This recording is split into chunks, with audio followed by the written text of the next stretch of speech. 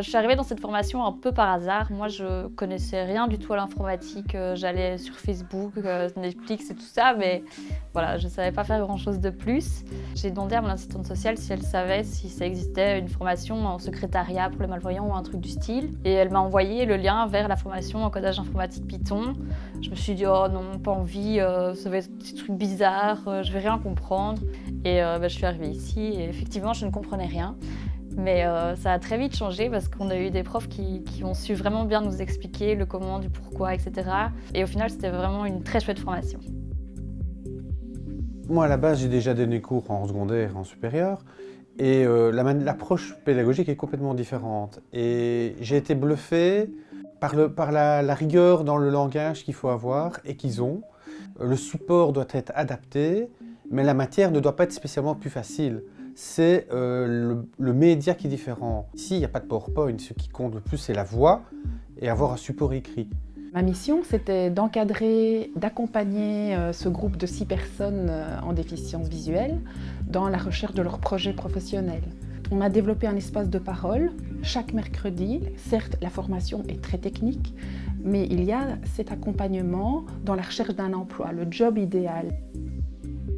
Je retiens de cette formation, franchement, que déjà, il faut essayer avant de dire qu'on n'aime pas. Parce que moi, j'ai vraiment une très bonne surprise, que c'est possible de faire quelque chose en étant malvoyant, alors que le commun des mortels pense qu'un ordinateur et un malvoyant, ça fait pas spécialement bon ménage. Alors qu'en fait, ça se passe vraiment super bien.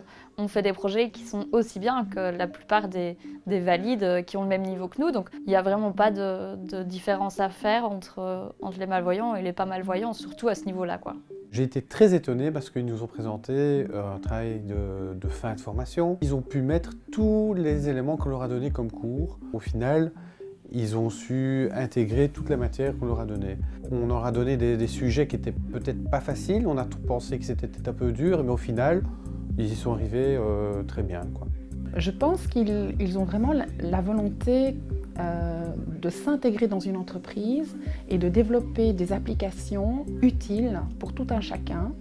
Parfois, la recherche d'un stage était en rapport direct avec leur handicap, mais parfois, c'était au contraire cette volonté d'être comme tout le monde et de faire bénéficier leurs connaissances à tout un chacun, à des entreprises qui peuvent vraiment rendre accessibles des sites. J'ai fait un stage chez Business Insight Software et le but de mon stage, c'était de refaire une page internet, la page internet de la Ligue handisport francophone qui consiste à rechercher un club pour les personnes en situation de handicap. Et j'ai réussi à aller jusqu'au bout du projet à la fin de mon stage, donc je suis vraiment super contente et je suis assez fière de mon travail parce que je trouve que c'est quand même pas dégueulasse ce que j'ai fait. Je pensais que ça allait être difficile puisque la formation c'était en codage informatique Python et le stage en JavaScript. Au final, ils sont super contents et on est sûrement amenés à se revoir, donc de bonnes nouvelles, quoi. Ils ont leur place autant que d'autres développeurs. Si maintenant on est avec des personnes qui travaillent sur du front-end et sur du visuel principalement, on va dire que non.